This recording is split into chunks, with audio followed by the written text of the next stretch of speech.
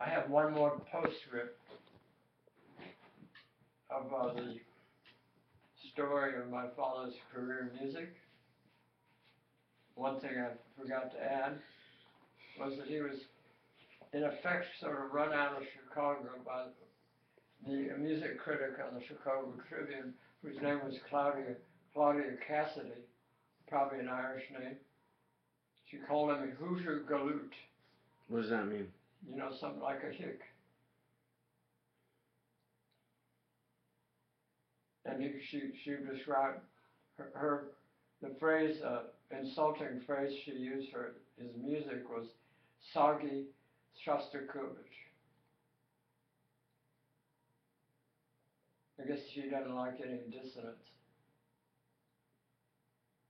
So he left town after his mentor, Frederick Stock, died. And he had been getting $4,000 a month to study conducting. He started out studying when he was in the civic orchestra, conducted by Eric Delamarter, who was one of his best friends, a lifelong friend. And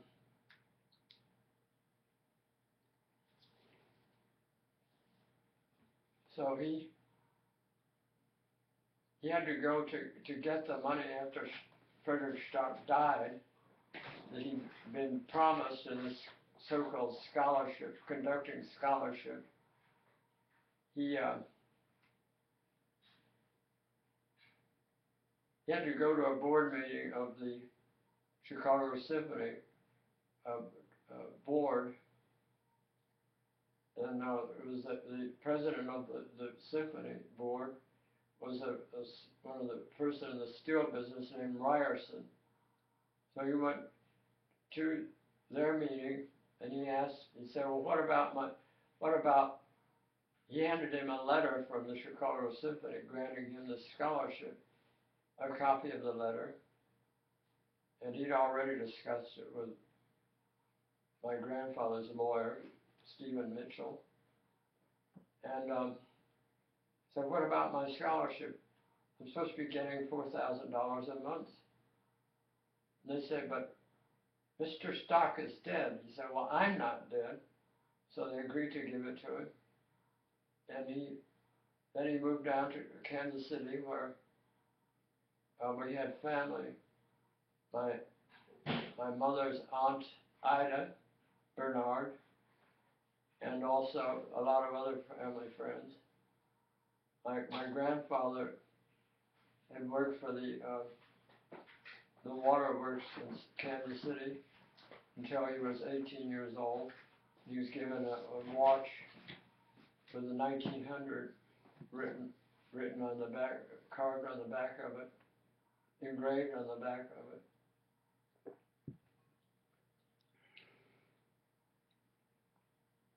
So my father moved down to Kansas City, took a job as assistant conductor of the Kansas City Philharmonic, and also a job at the Kansas City Conservatory of Music, which was run by a Polish musician named Victor Labunsky. His wife, Wanda, made the best chocolate cake I've ever had in my life. We used to get one every Christmas. It was just amazing. This buttercream icing and dark chocolate on top, and between the layers of cake, which are all made with ground nuts. It's the best torta I've ever had. Anyway, so musicians were classified by the military along with hairdressers and window dressers, people who would dress their windows in shops.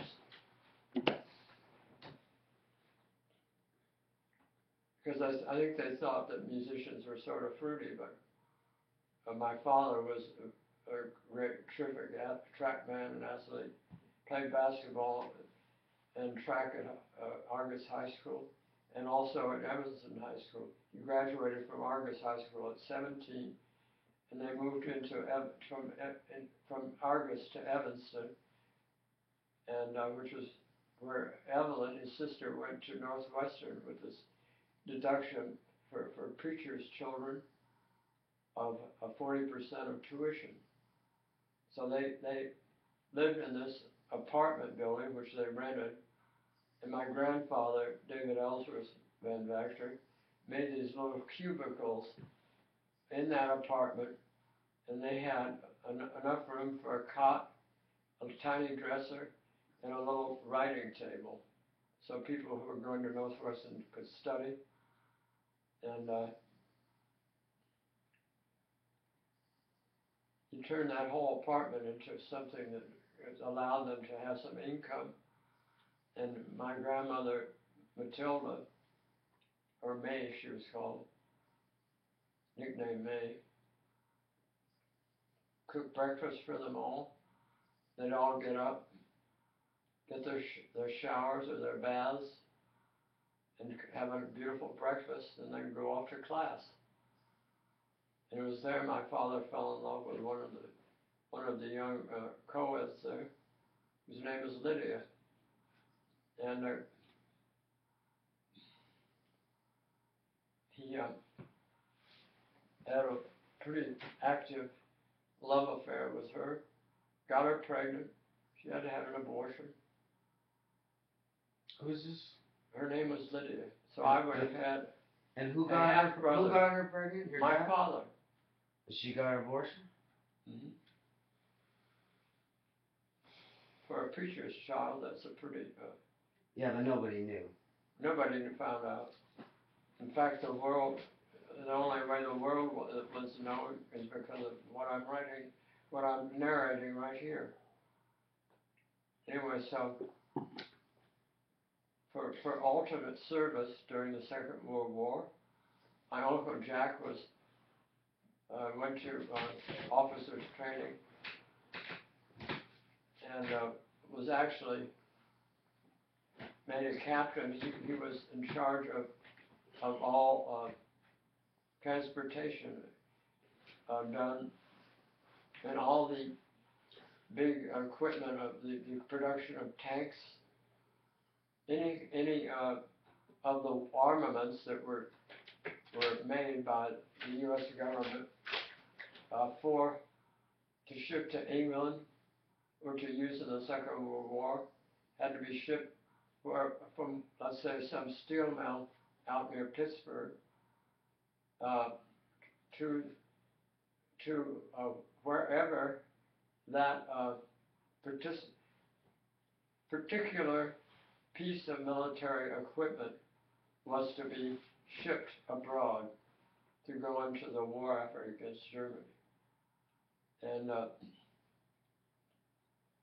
he was head of transportation because he knew the railroads. He'd worked for my grandfather as a salesman. He had won $10,000 one summer at the racetrack. He started his own little company making what was called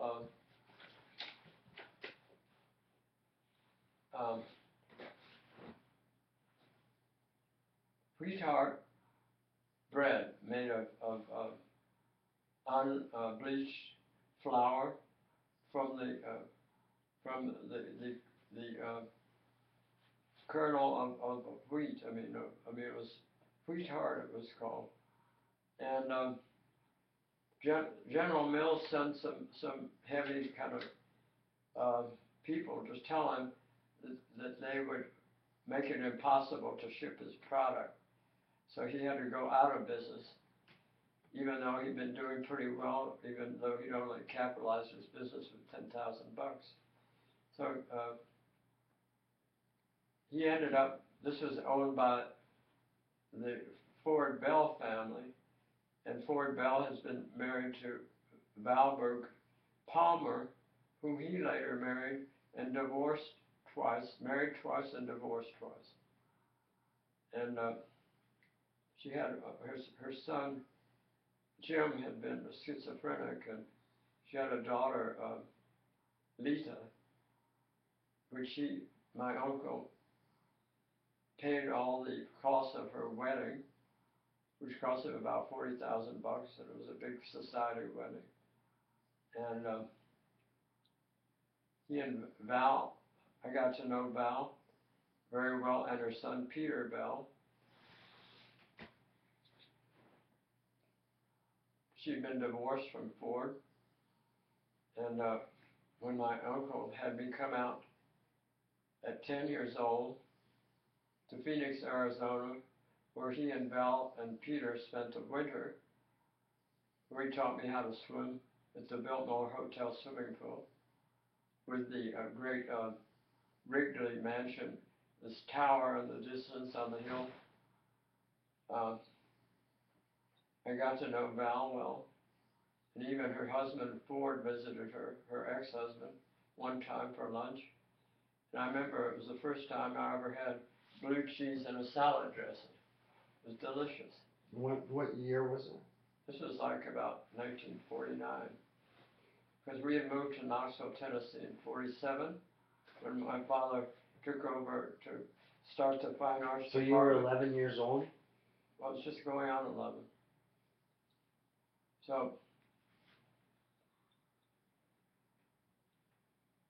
both Peter and I had horses there. We used to ride up Camelback Mountain, and he had a Palomino, and I had a nice sorrel-colored quarter horse. And we ride every day for hours and hours. And one time we sort of wandered off through the cactus and just exploring. They thought we were lost. They were mad as hell when we came home, because they didn't know where we were. They got scared when something happened to us. And we never really got into any trouble. Never fell off a horse or hurt ourselves riding these horses. I mean, we ride every single day, the two of us together. Peter was a little bit of a kind of a slightly a kind of real mama's boy. His mother was extremely beautiful, blonde, and she loved to go deep sea fishing, go after marlin. One time they took Peter and me down to Guaymas in the Bay of California, a town called Guaymas, and to go out. She was out something like 5 hours until about 6 in the morning. So she was a tomboy. Yeah, she was a sportswoman, Mm-hmm. and gorgeous, absolutely gorgeous. I remember one time she came in to where Peter and I stayed. We had a little kind of suite of rooms, and she had been getting dressed, and somebody came. She had to go out and put a kimono on and go out. And she came into our room naked. I'd never seen a naked woman before. How old were you? 11? Yeah, 11 years old. She was absolutely gorgeous woman. I mean, really beautiful. She and my uncle were constantly in the society pages of the Chicago Tribune as the kind of cafe society couple, and because he was very successful with his business, and they imported a whole chateau from France, which they reassembled in Lake Forest. It was a gorgeous, gorgeous house, every bit of it, with this very high roofs, typical, blue slate, typical chateau style architecture with a very, very abruptly steep roofs, and wonderful, wonderful architecture. And they brought every stone from France. What period? It was probably like about the 1930s.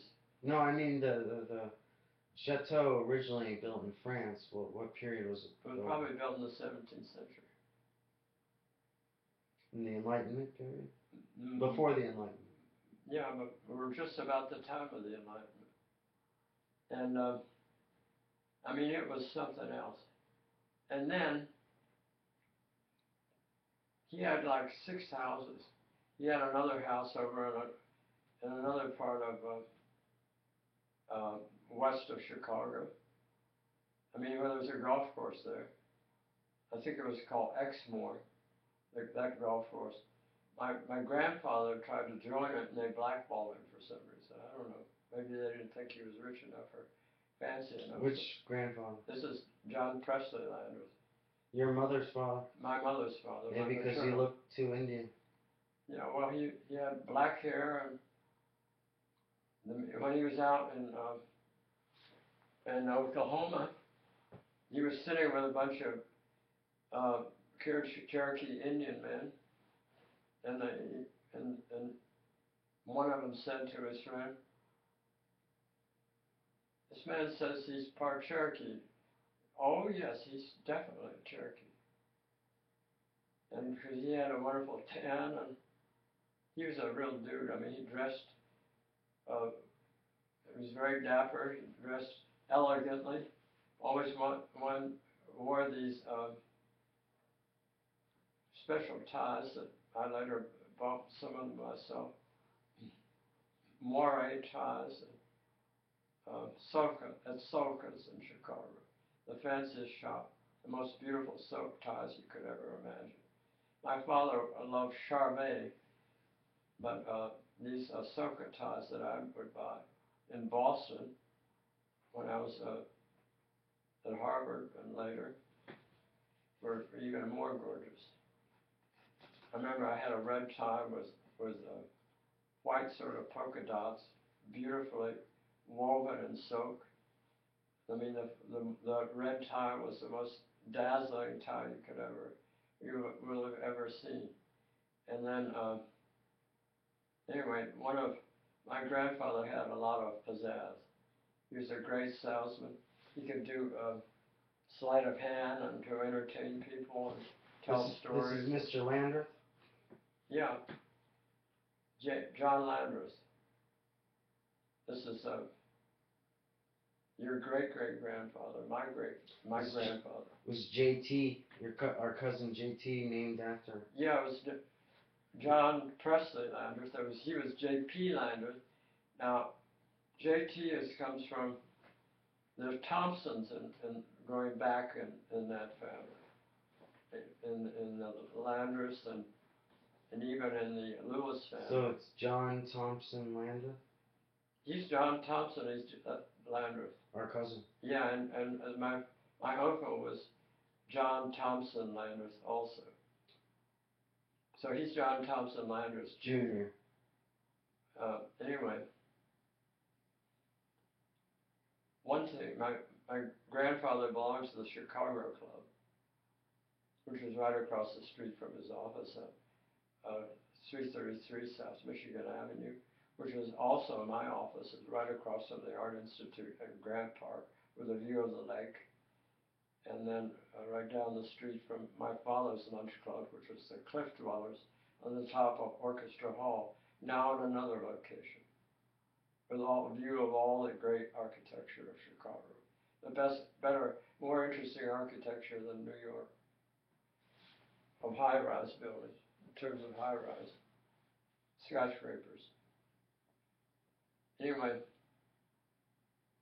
at lunch with the president of Sears Roebuck, one time he was trying to raise some money for one of his charities, which was an orphanage in Oak Bluffs, Illinois, right near Lake Forest, where my uncle had his chateau house, and later had a huge house on Green Bay Road that I stayed in one summer.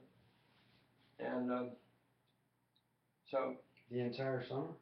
The entire summer I worked down at the factory, which in Hammond, Indiana, and would drive down with some other boys who were working for sons of friends of my uncle's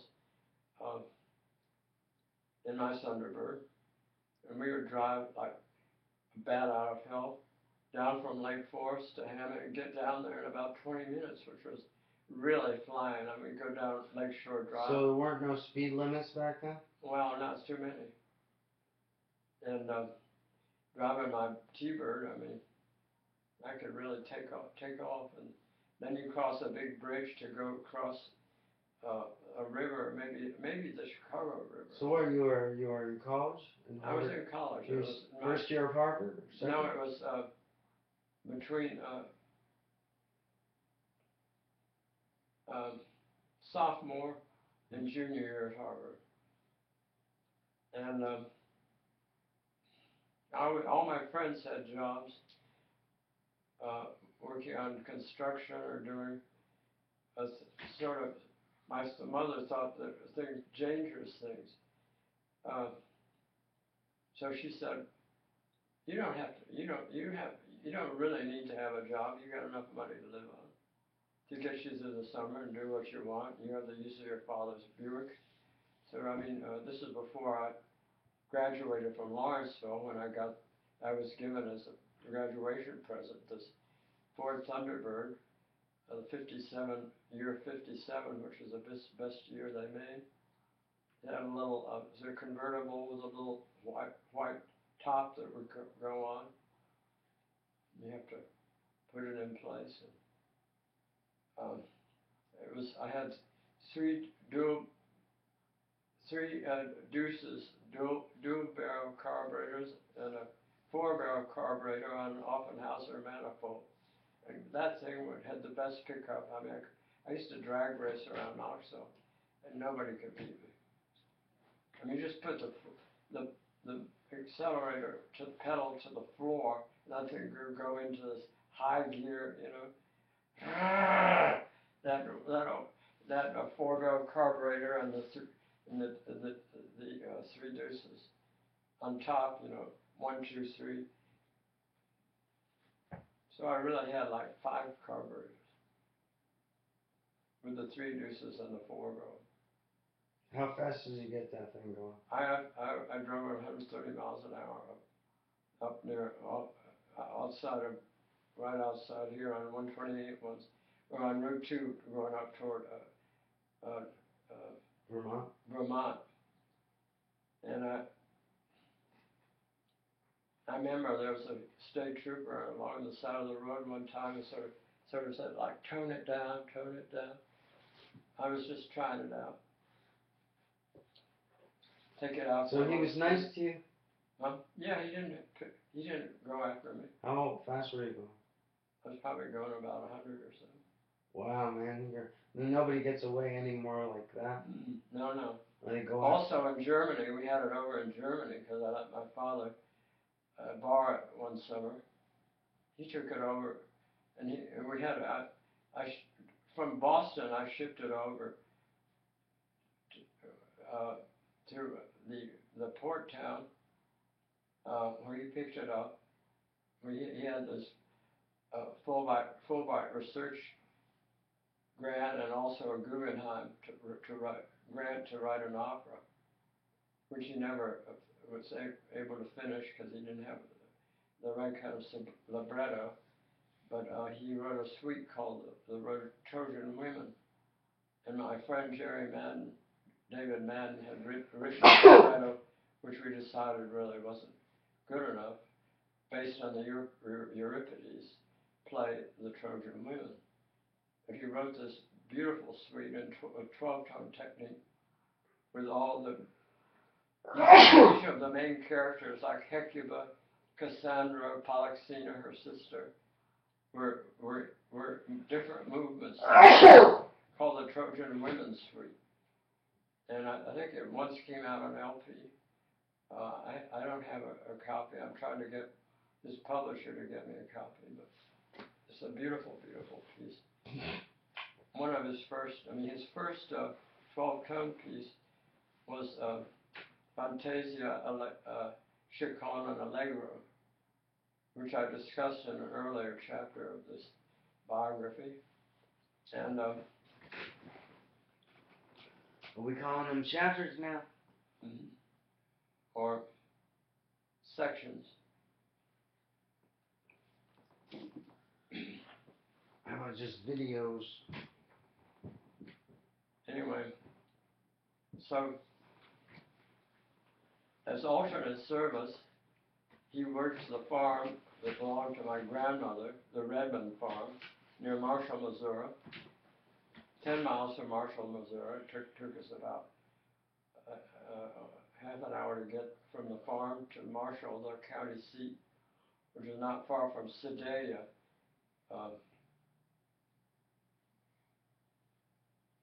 Missouri, which is where a lot of the Thompson family comes from, and one of his colleagues as a composer, Virgil Thompson, who was the music critic for the New York Times for years, and gone to Harvard, his family came from Sedalia, and my mother talked about their relatives in common, the Thompsons. And at any rate, my father got books from the government printing office, how to heal erosion, and he had a Ford tractor, not with rubber tires, but with steel lugs. I mean, if you got stuck in the mud, you could pull any car out of the mud with that. Just hook a chain to the back of the tractor and hook it into the fender, under the fender of the car that was stuck in the mud. And I remember one time in the rain we pulled another car that got stuck, because my great-grandfather, James Thompson Redmond, another JT, had bought a Buick, and one of our neighbors, Louis Spreitzer's son, drove the thing into the creek. I mean, to get across this little gully in this creek, you'd have to go across what they call some gravel, which was a ford. You call that a ford. You drive to get across a creek, just going over the gravel. Let's say when the water was low, that was called fording a creek.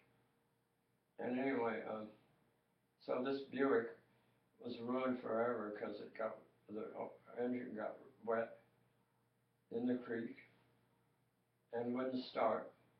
So one time, my father's Ford, he had a Ford sedan, and then my mother had from her mother, had a black Ford sedan, four-door, and one of those cars got stuck in the mud after a big rain. It was winter time. We were down there a lot of weeks in the winter before planting season, when my father had about 60 acres. He planted about 60 acres of corn, and he had 25 white-faced Hereford cattle and a bull, Ferdinand. And that was the bull that Thomas Hart Benton used to come down from Kansas City to draw. And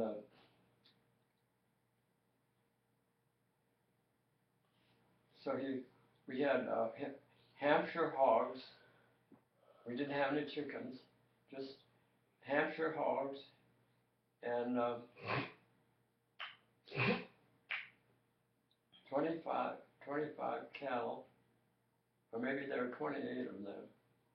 And this Ford tractor, which he did all the plowing with, and he'd do this contour plowing, and he healed all the erosion all over the farm.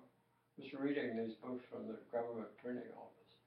That's how my grandparents learned midwifery.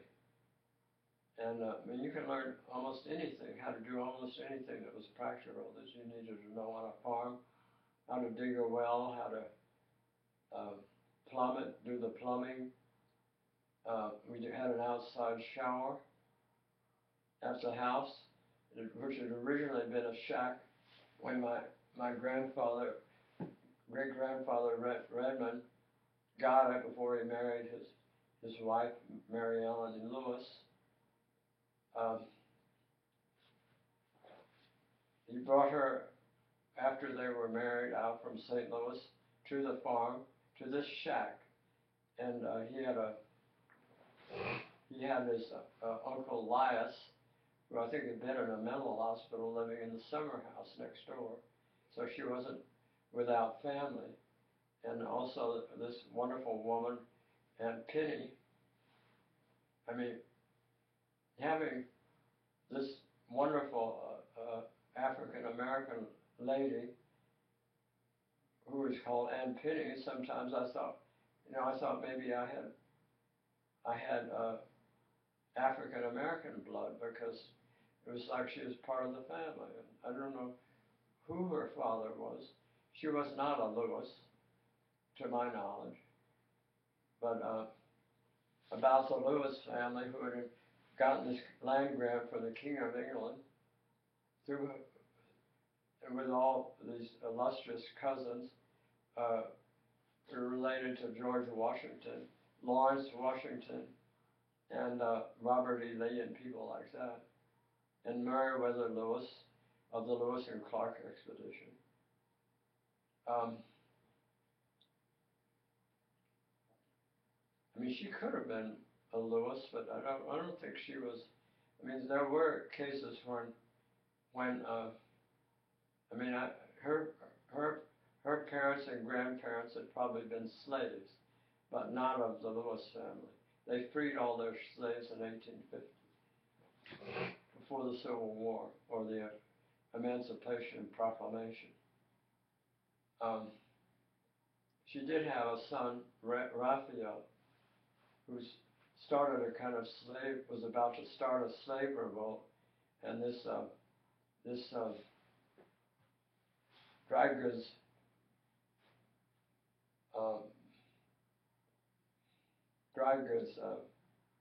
store owner named McCracken, when Raphael, or was called Rafe, is my great grandfather's best chum and buddy, and Penny's son, came marching down the street and leading this bunch of tenant farmers who wanted higher wages.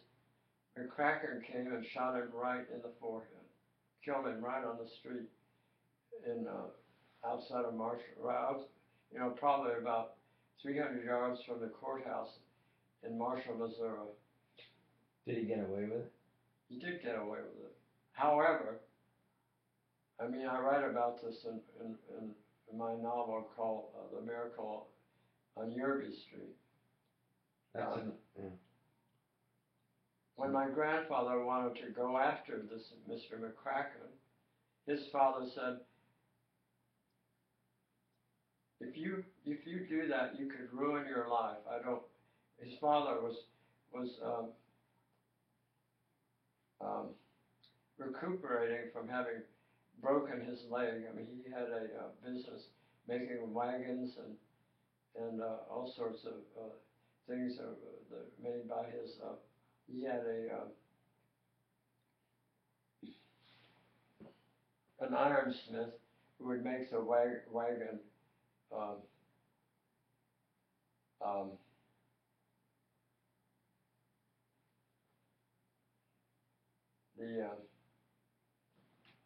All the hardware on the wagons, and then this was one of the wagons that was probably went across the Great Plains when my grandfather and his brother Will, who was 14, took their aunt Mrs. Spears out to chaperone her across the Indian country all the way to Sacramento, so she could rejoin her husband, who was out there in the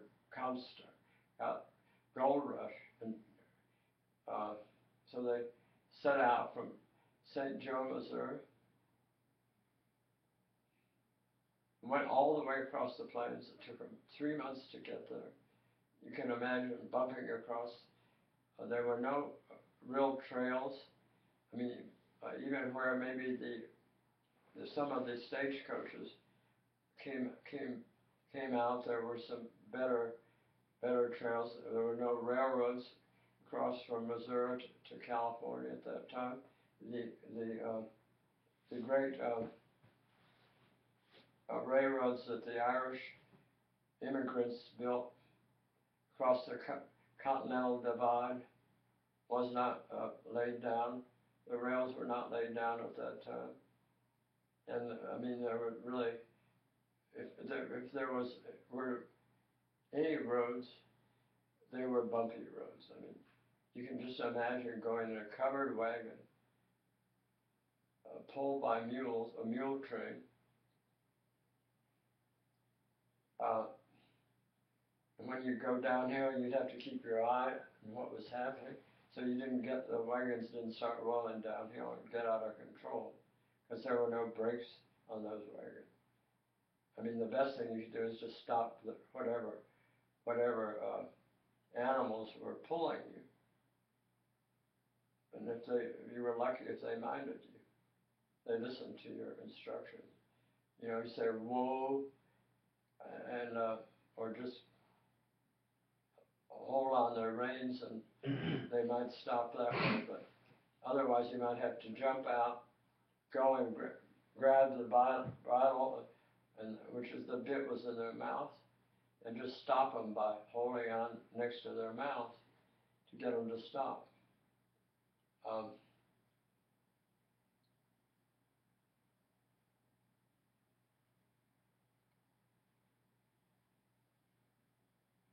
It's a great time in America. This is before the World's Fair that was held in St. Louis. They had a great plantation house. I mean, I have maybe pictures someplace of both plantation houses, the Redmond House and the Lewis House. And they were so big, they were too big to even get in the frame of a camera. I mean, you need a kind of a Hasselblad or some professional camera to take a good picture of these houses. I mean, they were magnificent, probably. The whole, you know, have bedrooms with 40 rooms of little bedrooms along big halls, and a huge main room, main dining room. And so during the St. Louis World's Fair, Aunt Penny was had the reputation of being the best cook in St. Louis at that time. So they ran it as a bed and breakfast, and it was there that my grandmother, Mabel Virginia Redmond, met her future husband, my grandfather, John Presley Landry, who had come out there with some of his salesman friends from Chicago. He had been sales manager of the Anchor Packing Company, and then before he formed his own company, Spring Packing, which I later took over in Chicago and ran the factory in Hammond, Indiana. Anyway, I was going to tell a funny story. At the Chicago Club, after trying to get the president of Sears Roebuck, one of his, at lunch one day, to give money to his favorite charity, the Oak Bluffs Orphanage.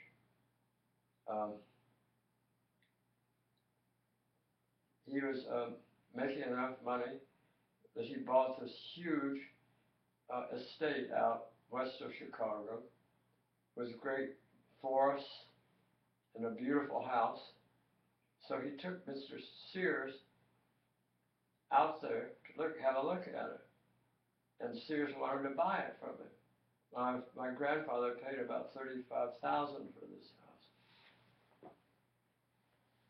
And so my grandfather said, I wouldn't sell it for anything less than $100,000. And then, so it was then that Sears said, well, how about I give you a nice donation to your charity? I'll give you $40,000 for the orphanage. So my grandfather sold it to him for $45,000. He made it $10,000, having bought it for $35,000. I thought that was a pretty good trick. Mm-hmm. Anyway, Chicago was an exciting place. This was before the Great World's Fair in Chicago, which was held in Grant Park. This is where my father would come as a second flute of the Chicago Symphony. What year is it? This is probably about 1930 or something. I have to look that up. It was called the Centennial Exposition or something. They showed off all the new inventions, cars from Detroit, and all the and this is when the Museum of Science and Industry was built in Grant Park, and your mother works there. And there once in a big storm with huge winds off Lake Michigan, she was blown down the step, had bruises all over her ribs, and fortunately didn't really hurt herself in a permanent injury. But I was right when it was because of that World's Fair that they built the Museum of Science and Industry, which is a magnificent building in Grant Park. This is, where Obama gave his famous acceptance speech about we can, after he was elected president, after he beat John McCain. And it's a great park. They had a shell there where they would give the Chicago Symphony would give summer concerts. Well, my father, as second flute, would have to be down there for a little rehearsal before a kind of a dress rehearsal before they had the first performance. This was during the fair, and this is also where he met Sergei Prokofiev, because they had famous Russian composers there. So they met in Chicago? They met in Chicago.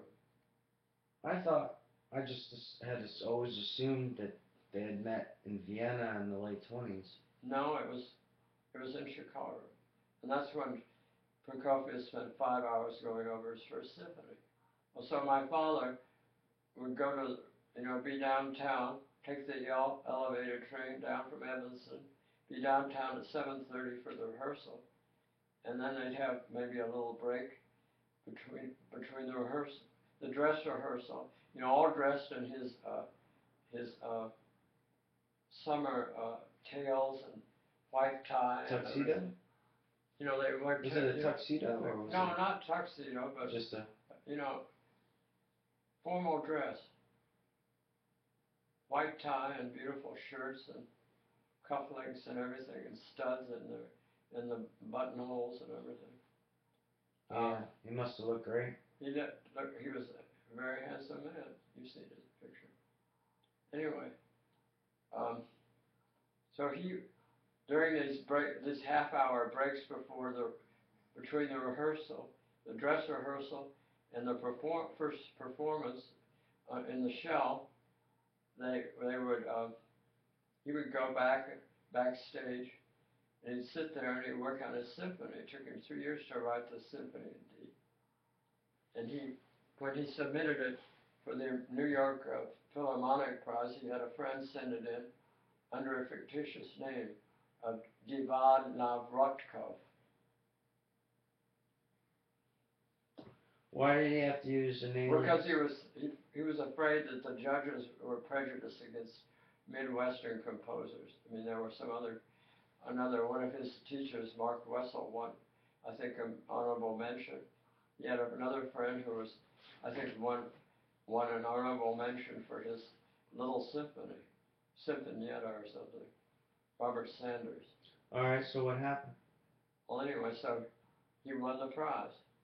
But then he had to give his real name.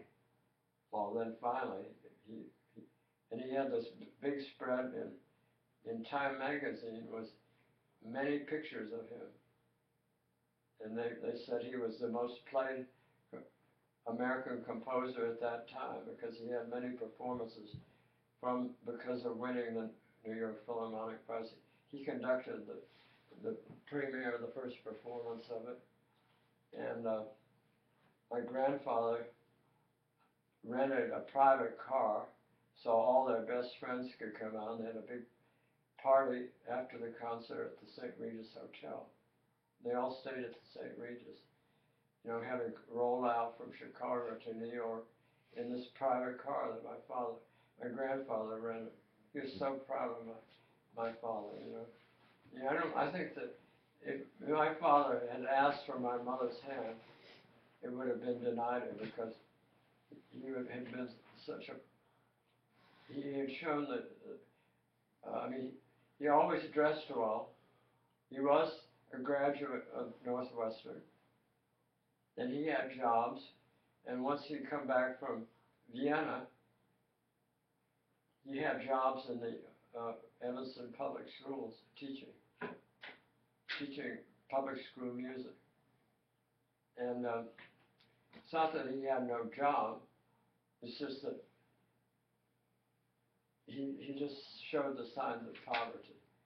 So my grandfather probably would have discouraged his daughter from marrying my father.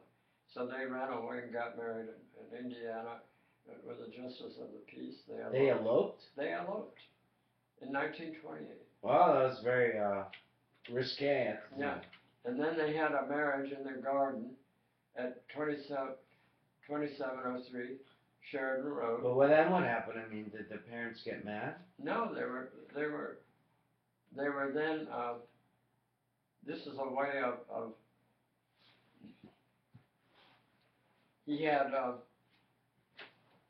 gotten his first job with the Chicago Symphony Orchestra on the condition that he would study with the greatest flutist in Europe, who was Marcel Moïse, who lived in Paris, or in Meudon, spent the summers in Saint-Amour in Burgundy. So they went to Paris right after their wedding, on their honeymoon, and for 6 weeks. And they took the train up to Montreal. They had the wedding in her parents' garden in Evanston, you know, half a block from Lake Michigan, from the beach on Lake Michigan. And off they went to Montreal, where they caught the Ile-de-France or some ocean liner to get to Cherbourg, and then went in on the train to Paris. My father would have to take the bus out to Meudon to have his lessons with Moïse before he went on vacation. Then they both went down to Saint-Amour for more lessons. I mean, these were like master classes, and there was also a horn player who was, I think, also studying flute, who was from Denmark, named Benson, who had a big crush on my mother. And they stayed in the Commerce Hotel in Saint-Amour, and that was the place where, I think I've told the story once, a delicacy in France was to eat the maggots that flies had blown into a cheese, which was put up on a shelf as you come up the stairs. You could see the cheese on this plate on the shelf, and covered with black flies, which were filling it full of larvae. That was a kind of delicacy to eat a cheese full of maggots. I thought that was from Sardinia. No. This is France, Burgundy. They have a very good wine. One of the best Beaujolais is Saint-Amour. Anyway, this Hotel Commerce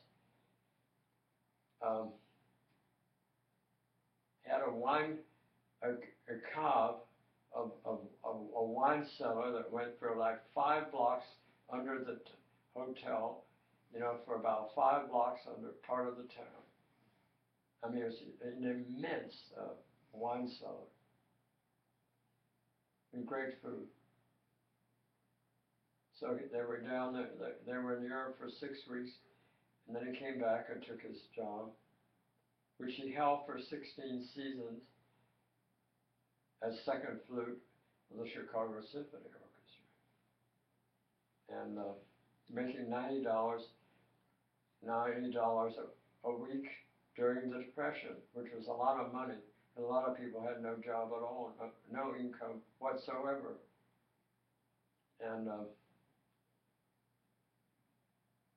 then he was doing his with his with his scholarship of $4,000. He was studying conducting with Frederick Stock, who was the conductor of the symphony, Chicago Symphony, and then he had his club, the Cliff Dwellers, where he ate lunch.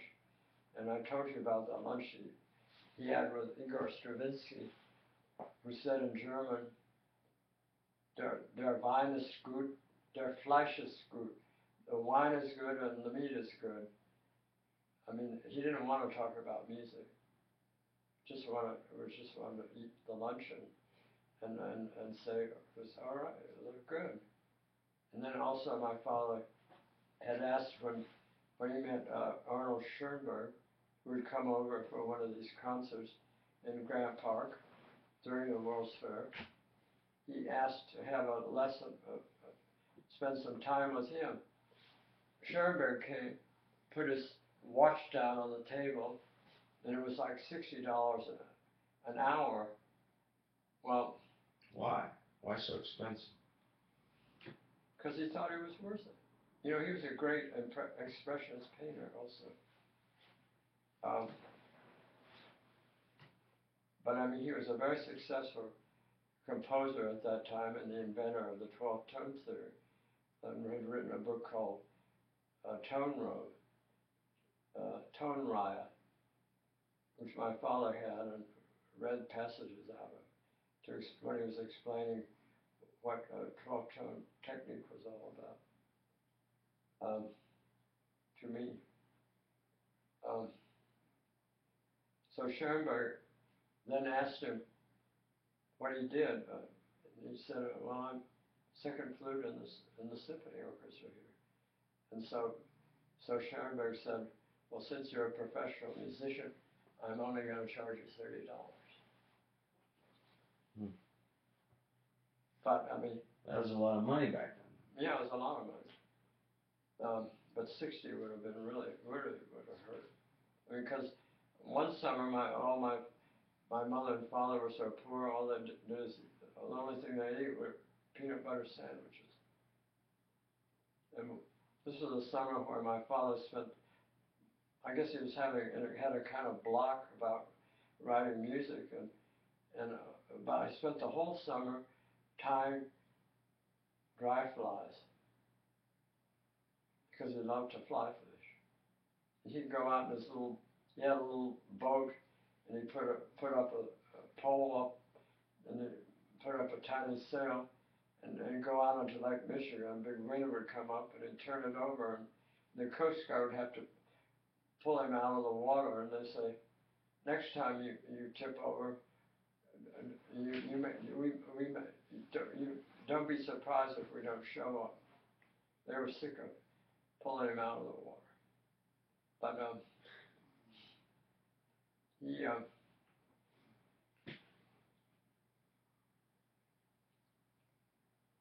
and then he'd go back to his hometown, Argus, to go fishing often. And any time his mother and father would go back to Argus,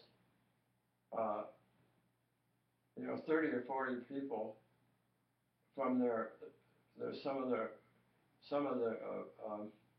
members of my grandfather's church, which is Church of Christ, would show up or invite them to dinner.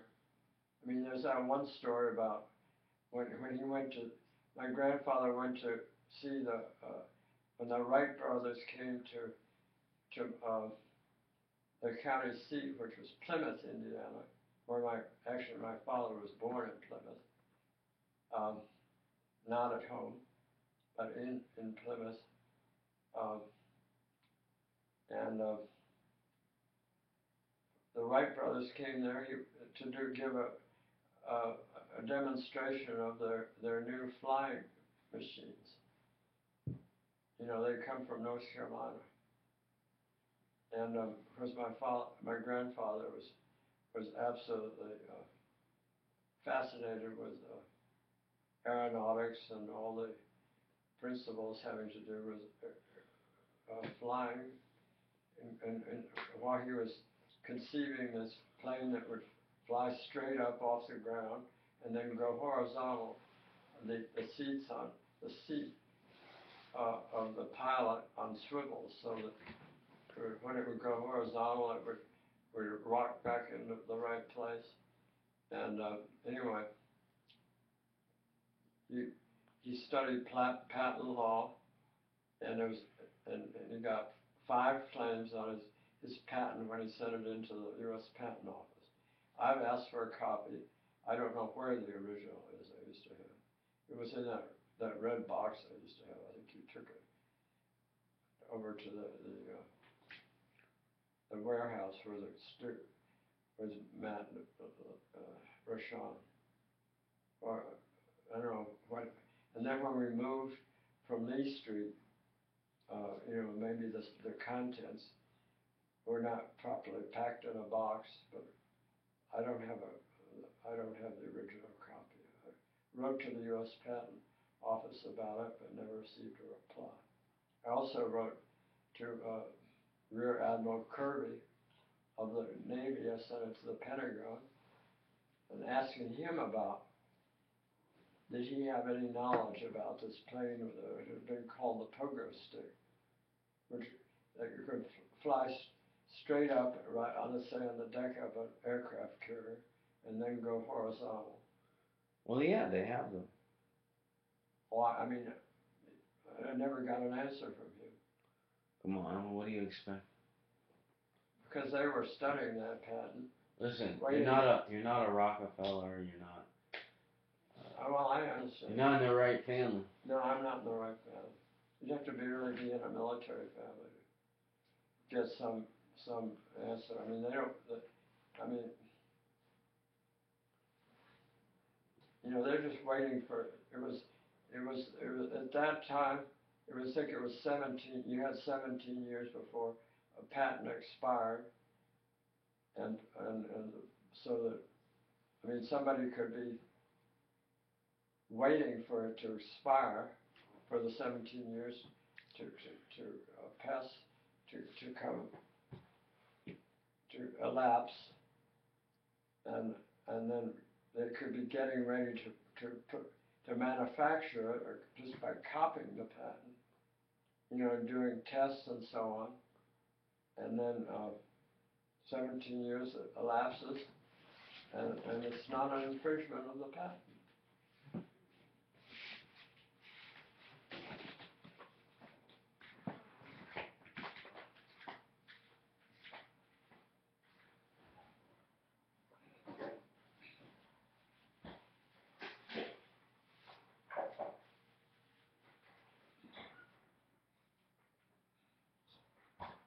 I think I probably said enough for tonight. I think that's enough for tonight.